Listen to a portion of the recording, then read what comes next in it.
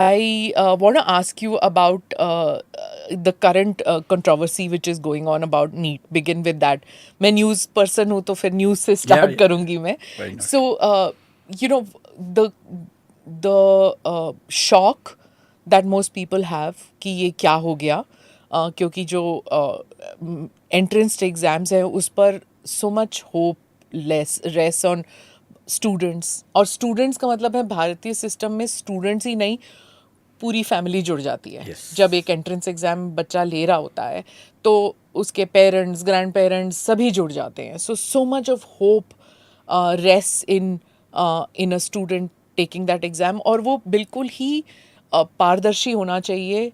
And हम लोग सब उस उम्मीद से टेस्ट लेते हैं, हमारे बच्चे वो टेस्ट लेते हैं thinking that it is absolutely honest system. Yeah. लेकिन जब उस पर विश्वास टूट जाता है, you can imagine for it to be reinstated will take a long time. Yes.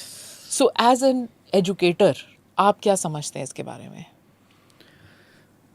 मुझे लगता है कि थोड़ा सा सिस्टम की लापरवाही का मामला ज़्यादा है, जी. क्योंकि जो देश 97 करोड़ वोटर्स का इलेक्शन करवा सकता है शांति से, वो 23 लाख एग्जामिनर्स का एग्ज़ाम न करवा पाए, ये तो मानने वाली बात नहीं है. So political will has to be there, और अगर वो हो तो मुझे लगता नहीं कि चीज़ें बहुत मुश्किल हैं. एनटीए जो बनाया गया 2017 में, I think that was a right step. लेकिन क्योंकि अलग अलग एजेंसीज एग्ज़ाम कंडक्ट करें तो दिक्कतें ज़्यादा हैं.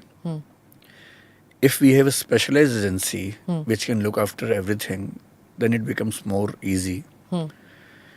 लेकिन एनटीए को या तो उतना सपोर्ट मिला नहीं है, या एनटीए के अंदर करप्शन होता है. मैं जानता नहीं एनटीए के अंदर क्या सिचुएशन है, बट मेरा ख्याल है कि एनटीए का स्ट्रक्चर अगर ऐसा हो जिसमें कुछ सिविल सर्वेंट्स डेप्यूटेशन पे हों, जिनमें से कुछ पुलिस के लोग भी हों, कुछ आईबी के लोग भी हों, बेशक एक या दो ही हों, और वो भारत में होने वाले किसी भी एग्ज़ाम को, जो एनटीए को दिए गए हैं अभी काफ़ी सारे एग्ज़ाम्स हैं, उन सब एग्ज़ाम्स की तैयारी उसी सीरियसनेस से करें जैसे इलेक्शंस की होती हैं, तो विश्वास टूटेगा नहीं किसी का. और ये बात सही है कि इतनी सारी फैमिलीज़ का भविष्य और विश्वास दांव पे है, तो हमें केयरफुल होना चाहिए. I think this is more about carelessness on the part of the government और the NTA, and less about infrastructural hurdles.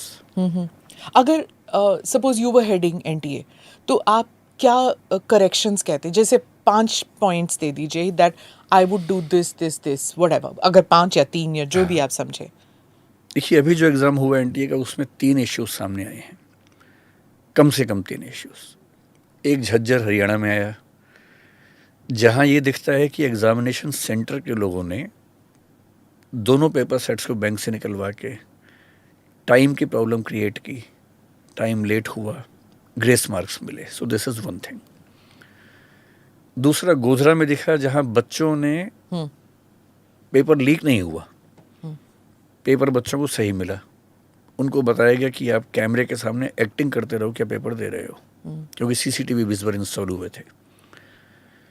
बच्चों से पेपर लेने के बाद पेपर सारे चेंज किए गए, जिसमें स्कूल की मैनेजमेंट पूरी तरह से शामिल थे. तीसरा केस बिहार में दिखता है, नालंदा में, प्राइमरीली झारखंड में भी, जहां पेपर लीक हुआ और एक प्रोफेसर शायद वहां पर इन्वॉल्व है.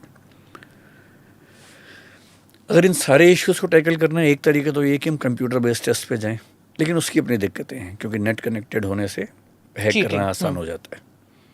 तो मैं फ़िलहाल पेपर पेन एग्ज़ाम के फेवर में हूँ, जब तक हम इंटरनेट पर वैसा मैनेज ना कर लें. क्योंकि एक रशियन एंटिटी भी शामिल हुई जिसने हैक किया बहुत सारी चीज़ों को, ये भी सुनने में आ रहा है. तो हैकिंग बड़ा रिस्क है फ़िलहाल. तो हम पेपर पेन पे अगर बात करें, अगर मैं होता एनटीए में, और अगर सरकार मुझे पूरी अथॉरिटी देती, पावर्स देती, क्योंकि ये भी है ना कि एनटीए का चीफ कर सकता भी है या नहीं, मुझे नहीं पता अभी फ़िलहाल. अभी हर क्वेश्चन पेपर के 2 सेट्स होते हैं. 2 सेट का मतलब है कि एक पेपर है वो, नहीं तो फिर बैकअप में पेपर होता है. मैं शायद बैकअप में एक से ज़्यादा पेपर रखता, 3-4 सेट हम कम से कम कर सकते हैं. दूसरा, डिस्ट्रिक्ट एडमिनिस्ट्रेशन को मैं हर जगह सरकार से कह के इन्वॉल्व करता कि जो लोकल एसडीएम हैं, और एक सेंस में डीएम भी हैं, वो जिम्मेदारी लें कि उनके यहाँ एग्ज़ाम ठीक से कंडक्ट होगा। प्राइवेट स्कूल्स, प्राइवेट कॉलेजेस को एग्जामिनेशन सेंटर में कभी ना बनने देता, क्योंकि मोस्ट ऑफ द इश्यूज वहीं से आए हैं। जी, ये बहुत इंटरेस्टिंग है। और यूपी की सरकार ने अभी, योगी जी की सरकार ने एक स्टेप लिया भी है, 4 स्टेप्स लिए। उनमें से एक स्टेप ये भी है कि अब कोई भी एग्ज़ाम किसी प्राइवेट स्कूल में नहीं होगा, केवल सरकारी स्कूल में हो, सरकारी कॉलेज में हो। और मान लीजिए कि बच्चे ज़्यादा हैं एग्ज़ाम देने वाले, तो जो उत्तर प्रदेश सरकार ने अभी अनाउंस किया है कि हम 2 शिफ्ट में लेंगे एग्ज़ाम। इतने सेंटर्स हैं, 2 शिफ्ट में करने से हो उन्होंने कहा कि जहाँ 4 लाख तक बच्चे हैं तो 1 शिफ्ट में होगा, 4 लाख से ज़्यादा हैं तो 2 शिफ्ट में होगा, 3 में भी हो सकता है। तो उससे करप्शन कैसे रुक जाएगा?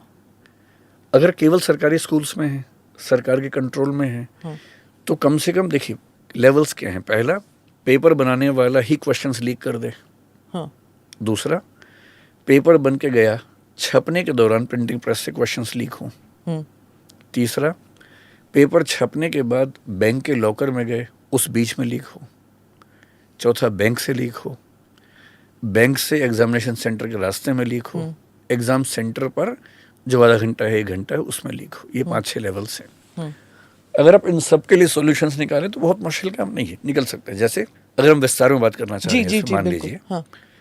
लेट अस अज्यूम कि बायोलॉजी का पेपर है और उसमें 100 क्वेश्चंस आने हैं, 10 चैप्टर्स हैं।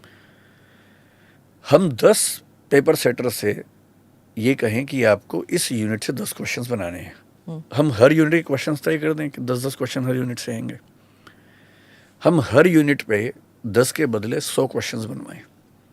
डिफ़िकल्टी लेवल तय हो, जो 4 या 5 लेवल्स हो सकते हैं, very difficult, difficult, average, easy, very easy. फिर हमारे अपने सिस्टम में, जैसे एनटीए में बायोलॉजी का डिपार्टमेंट एक हो, उन सारे क्वेश्चंस को मिक्स करके उससे 10 सेट बनाने हैं, ये काम वो करें। Even the examiner should not know, even the paper setter should not know which questions will be there in the question paper. Okay. 10 set बन गए। उन 10 में से हमने 5 सेट प्रिंट करवाए, ये नेक्स्ट लेवल पर डिसाइड होना चाहिए। ठीक। अब 5 सेट जो प्रिंट हुए, 5 हर सेंटर पे जाएंगे, अलग अलग बैंकों में जाएंगे। अभी भी ऐसा होता है, एसबीआई और कैनरा में जाता है। तो हर जिले में 5 अलग अलग बैंक में अलग अलग सेट के पेपर्स होने चाहिए। ये जो भेजने का प्रोसेस है, इसमें क्यों नहीं हम सेंट्रल एजेंसीज को इन्वॉल्व कर सकते हैं? अभी कैसे होते हैं? अभी थोड़ा सा रैंडम है, जहाँ तक मैं जानता हूँ। अच्छा। I am not very sure about it. हाँ। सीआईएसएफ जैसी एजेंसी को ये काम क्यों नहीं दे सकते हम? हाँ। देना चाहिए। Shouldn't be difficult। हाँ। अगर जब एसबीआई इन्वॉल्व हो सकता है, इलेक्टोरल रोल्स जा सकते थे पहले, तो ये भी जा सकते हैं। जब बैंक इन्वॉल्व है तो ये भी हो सकते हैं। अभी क्या है कि प्राइवेट सेंटर जानबूझ के शहर से बहुत दूर बनाए जाते हैं ताकि चीटिंग हो सके। आप प्राइवेट सेंटर्स खत्म कर दीजिए। मान लीजिए 23 लाख बच्चे हैं, देश भर में हैं। केवल उत्तर प्रदेश में अगर हम देखें तो वो एकदम कंफर्टेबल है कि 8 लाख बच्चों का एग्ज़ाम हम दिन में 2 बार में करवा सकते हैं। हम ऐसा क्यों नहीं कर सकते कि एक संडे के दिन 3 शिफ्ट में देश भर में एग्ज़ाम चल रहा है, 3 पेपर्स हैं, और उन 3 पेपर्स में स्किलिंग हम कर सकते हैं आराम से। एक पक्ष इसमें यह भी है कि ऐसा एक्ट होना चाहिए कि हम पनिशमेंट दे सकें, क्योंकि जो लोग इसमें एक्यूज हैं वो कई साल से ये काम कर रहे हैं।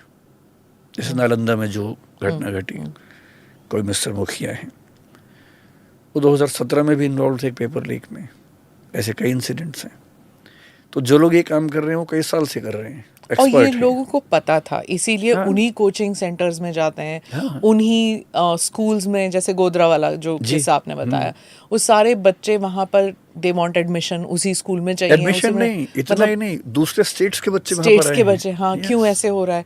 तो जब पता था, the corruption went on for so long silently, तो कितने सारे कल्पेबल लोग हैं इसमें। यस। हाँ। सो इट्स वेरी डिसहार्टनिंग कि अब निकला है, पर ये काफी साल से चल रहा था। इस पैमाने पे शायद ना रहा हो, लेकिन चल तो रही है।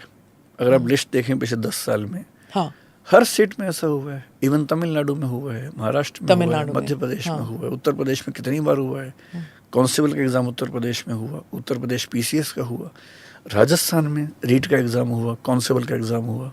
कितने एग्जाम्स लीक हुए। अच्छा, इंटरनेशनली कैसे होता है? जैसे एसएटी के एग्जाम्स लेते हैं लोग, तो वहाँ पे तो इट्स डन जहाँ तक मैं जानता हूँ एसएटी का एग्ज़ाम ऑनलाइन होता है और उनके सिस्टम्स हमसे बहुत स्ट्रांग है, but I am not sure about it क्योंकि मैंने स्टडी किया नहीं उस चीज़ को। और ये जो यूपीएससी के एग्जाम्स होते हैं, यूपीएससी अभी तक काफ़ी अच्छा इंस्टीट्यूशन इस मामले में। हाँ, उसका एक रीज़न ये है कि पूरे देश भर में एग्जामिनीज काफ़ी कम होते हैं इसमें। जैसे यूपीएससी का फॉर्म भरने वाले लोग 12 लाख के आसपास होते हैं हर साल, आईएएस की बात अगर मैं करूं, पर एग्ज़ाम देने वाले 5 लाख के आसपास होते हैं। सो हैंडलिंग 12 लाख कैंडिडेट्स और 5 lakh candidates in the country is not that tough. एक ही शिफ्ट में हो जाता है, unlike neat and the in others, सब में ज़्यादा शिफ्ट होती हैं। और जो स्टेट लेवल होते हैं, तो यू जैसे जस्ट कांस्टेबल का एग्ज़ाम है उसमें करीब 50 लाख लोग फॉर्म भर देते हैं। हाँ। एक स्टेट में, यूपी में कैसे करेंगे? तो वो कई दिन एग्ज़ाम चलेगा। या तो पूरा सिस्टम ओवरऑल करने की ज़रूरत है एट वन गो। मेरे ख्याल से जैसे एक देश एक चुनाव, एक देश एक एक्स, एक देश एक वाई हो रहा है, तो ऐसे एक देश एक एजेंसी भी तो हो जो सारे सेंट्रल एग्जाम्स कंडक्ट करे। मेरा अपना ख्याल है कि एनटीए हो या यूपीएससी हो, एक ऐसी बॉडी हो जो एपेक्स बॉडी हो एग्जाम्स के मामले में, उसके अंडर बाकी सब बॉडीज हो। हाँ, इन सब का इंटेलिजेंस सिस्टम, पुलिस सिस्टम वो सेंट्रलाइज हो तो चीज़ें बेहतर होंगी। आप कह रहे हैं सेंट्रलाइज होना चाहिए, बट स्टेट्स इसको रेजिस्ट भी करेंगी। तो स्टेट के अपने एग्जाम से मत कीजिए, उनकी चॉइस हो। If they want will do that. पर अगर एग्जाम सेंट्रल है जैसा नीट है, हाँ, तो होगा, हर राज्य में होगा। तो इसमें तमिलनाडु की क्या ऑब्जेक्शन है? पहले क्या था, तमिलनाडु में बहुत लंबी हिस्ट्री है। हाँ, जब एमजी रामचंद्रन थे उसी समय से ये डिबेट चल रही थी कि हम एग्ज़ाम्स कैसे लें। हाँ, तो वहाँ के एग्ज़ाम्स में एक एग्ज़ाम वहाँ का लोकल एग्ज़ाम था जो कई साल चला। जयललिता जी ने उसको कैंसिल किया, बहुत डिस्प्यूट्स हुई। नीट आने के बाद से हुआ ये कि अब सेंट्रलाइज एग्ज़ाम होने से कुछ स्टेट्स को लगता है कि उनके अपने बच्चों का सिलेक्शन रेशो कम हो गया है। तो जो इनिशियल हिच थी तमिलनाडु को या और राज्य को, वो यही थी। केरल की तरफ से जो ऑब्जेक्शन रही थी इस मामले में, maybe because the number of admissions they used to have has reduced, maybe that can be reason. हाँ, क्योंकि नीट का एग्ज़ाम कई भाषाओं में होता है, तमिल में भी होता है, मलयालम जी। में भी होता है, तो भाषा की दिक्कत तो नहीं होनी चाहिए। पर एक स्टेट का अपना एग्ज़ाम हो, स्टेट के लोग एग्ज़ाम दें, उसमें थोड़ी आसानी होती है।